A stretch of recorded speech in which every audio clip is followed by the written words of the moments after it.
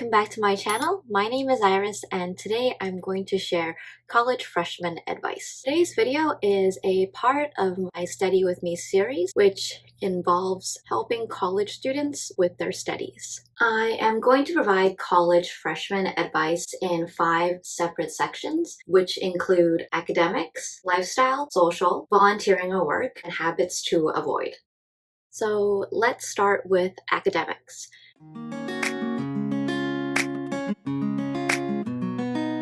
The first thing that I want to mention in this section is the importance of attending and registering for orientation, as your university college will have this event set up for first-year students to learn to navigate the campus, find out where they can access certain resources, and to also allow you to get familiar with your program and faculty. You will also have the opportunity to meet other freshmen and third or fourth year students who can give you a little bit more understanding of what their experience of the program is. Regardless of if you're going to attend orientation virtually or if you're going to attend in person, I would suggest to bring a notebook with you or something just to write on so that you can take notes on things that you find helpful, and to also just have a place for you to review anything and to write down questions. So prior to choosing your courses, you can also talk to an advisor, and for any course selections, you would also benefit from going onto your university website and looking through any course outlines for those courses before you speak to an advisor. In terms of course selections, I would say try to keep your schedule balanced so that you have time in between classes, and when you're also choosing your exam schedule, that there are time between your exams as well, and to try to not be moving between 2 locations on the same day. That can be really stressful. Once you have started your semester, I highly suggest attending all your lectures and tutorials and labs. These are all important components to you succeeding in your course. It also is a good way of building relationships with your professors and teaching assistants so that they know that you are a diligent student and they're more familiar with you, because with all these large classes, it's difficult for them to kind of pinpoint students. But if you're someone that's always popping up and also connecting, that gives you a solid impression. At the college level, your subjects are going to be a lot more challenging and unfamiliar to you. So having these lectures, tutorials, and labs, it's actually giving you multiple situations and circumstances to work with the content in your course and to have the opportunity to ask questions as you're learning. The next thing that I highly recommend is to do your readings and to also do them before your lecture, tutorials, or labs. The reason why I suggest this is because if you go into these learning situations without doing the readings, you are going to be lost and confused. By doing the readings, you're at least priming your brain certain types of information, and by doing the readings, you're also going to pinpoint things that you don't understand, so that makes it easier for you to go into these situations having questions ready and being able to get the answers that you need. You should also attend office hours to get help from your teaching assistants or your professors. Why I would say to bring these questions to office hours is that some questions may come up after you have attended the lecture, tutorial, or labs. So it's a good place for you to follow up on anything that you're still confused about. Another helpful tip that I want to bring up is to join a study group. A study group doesn't have to hinder you from having your fun or having your downtime. It really is just to have a group of people who can keep you accountable for your studying. If you're working with people who are paying attention and focusing on their studies, keeps you in a focus and studying mode, I highly recommend to at least work with a group of people who do focus on their studies. And if those people turn out to also be your good friends, that's great. If not, at least they're a group of people who will be able to help you with your studies. So outside of just studying the content and subjects for your major, you also should try to attend any workshops, presentations, or information sessions. So at your university, you may not know that there are actually writing, reading, studying, research, presentation workshops that you can attend to improve these skills. And by doing so, you're going to do a better job with your coursework. While you're kind of building up your knowledge in your first year, it can also be a good time for you to kind of branch out and have a feel of different topics that interest you, because you never know, you might be changing majors in your second year, and that's totally fine. But I do suggest checking out if there are presentations on topics that you are interested in, because professors will talk about their research or any new updated topics, and they'll have presentations of these either on campus or virtually, depending on your situation. And lastly, information sessions are a place for you to understand more about your program. You might get to see these sessions at the orientation that you will attend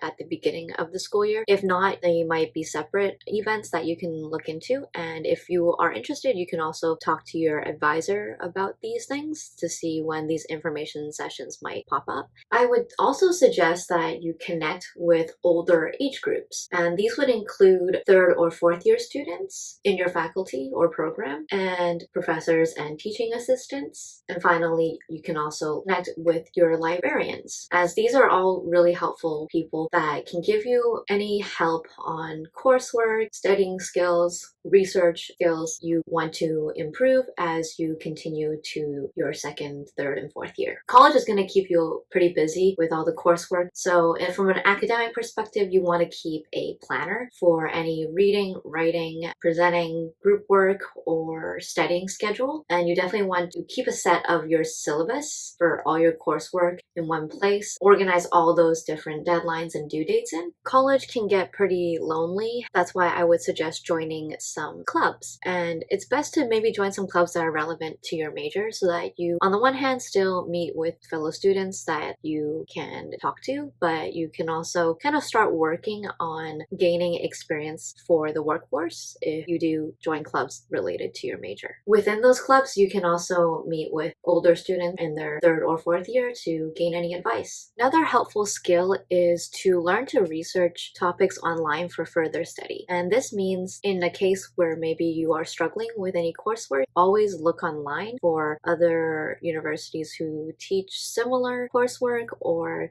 to go on YouTube to see if anyone is teaching similar topics to get a better grasp of the content, so you can kind of work with different types of learning materials to help yourself. Another thing that you should be working on is to learn how to reference, provide evidence for all of the information that you are providing in your paper. You need to learn how to cite your sources. To aid you in your studying process, I also highly recommend using Google Chrome and then finding education-specific extensions that can help you with time management, referencing, staying focused, reading, annotating, getting helpful school supplies. I have a back to school supplies video that you can go to see what I have used over my undergraduate and graduate studies. So some general tips that I want to end with in this academic session is to start early and strong, to stay consistent, and to know that mistakes are short-term and are common. The importance is to learn from these mistakes and to gain long-term benefits. The next section is lifestyle.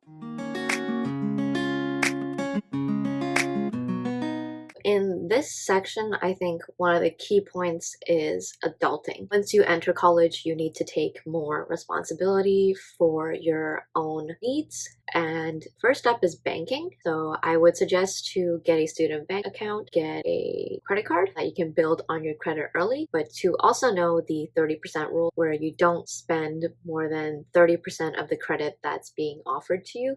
So if your credit card has a $1,000 limit, you shouldn't be spending any more than $300 a month. This way you can maintain a better credit score. Should also make your payments on time. Driving is also an important component because if you can get your driver's license a little bit earlier, then it gets you in a better position in the future for job opportunities. So cooking is another important aspect of life as you want to keep a healthy diet plan. I would definitely suggest to stay consistent with a healthy lifestyle. At this point, this is where you start having to do your own grocery shopping and to also know what kitchen utensils are useful and to learn specifically the steps in making food that works for you. And if you're a college student, I would definitely go on YouTube to find healthy ways of making food that do not take too much of your time because you will be very busy with your academics. Cleaning is also an important part of your college life because you will be maintaining and taking care of your own dorm. Similar to cooking, you want to be effective with how you clean because you don't want to be wasting too much time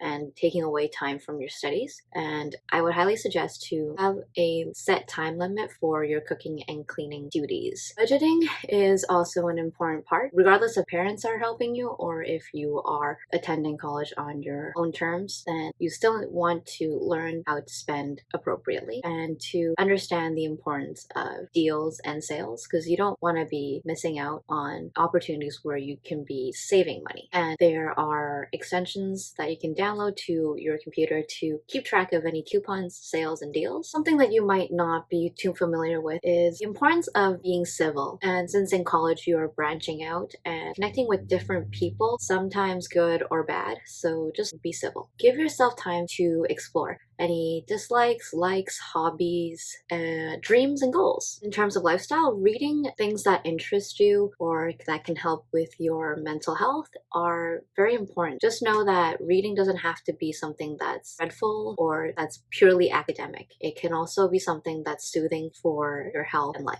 As you get older and as you start college, it's important to also foster your delayed gratification. So to know that you have to be patient for good things to come.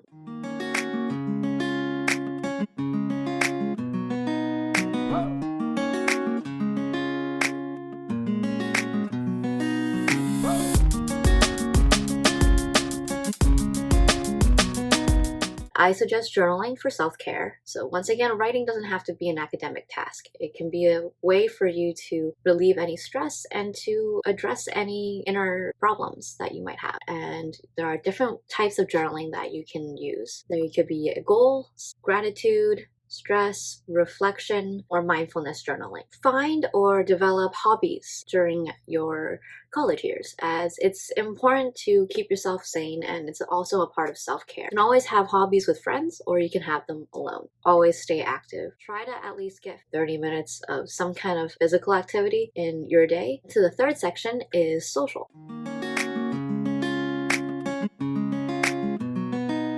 So in this section, I'm going to be talking about your relationships with your peers and with also family. I would say in the social aspect, it's important to avoid toxic people and to also avoid partygoers. I wouldn't say you should never go to the party, but you should do it safely. Don't make it into like an obsession or an addiction. That's why I say don't associate yourself with people who constantly party or that is their only goal for college. Being yourself and authentic is important because doing what feels comfortable and genuine is going to help you understand yourself and understand what people are going to be positive and helpful to you. Plan your chill time. It's okay to have a social life, but you need to be able to balance your academics with it as well. So if you're going to meet up with someone, you want to make sure you have a time limit for that as well. You don't want to be just chilling out for the whole day and then end up coming home and not doing any work. And find a peer mentor. At universities, I think it's starting to become more common where you can find mentors in their third or fourth year to give you advice. And last but not least, still need to connect with your family members. Fourth section is volunteering or work.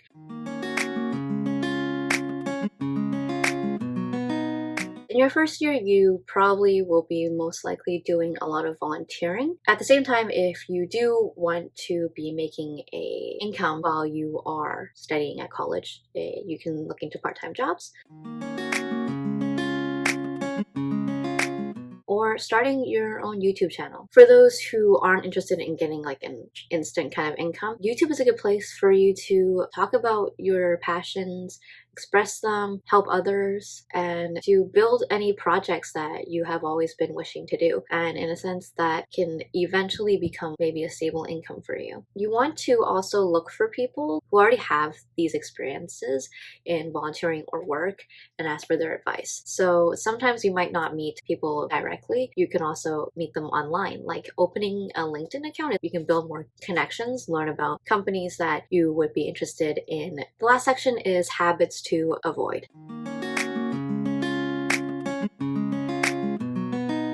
Definitely don't put yourself in a situation where you're desperate, and don't be overcompensatory. Don't be indecisive. Don't be disingenuous, overcommitted, pessimistic, stubborn, or overthink. These are kind of things that will hinder you from developing yourself while you are in college. I hope today's video was helpful for you. Remember to subscribe, like, and turn on post notifications, and I'll see you next time. Bye!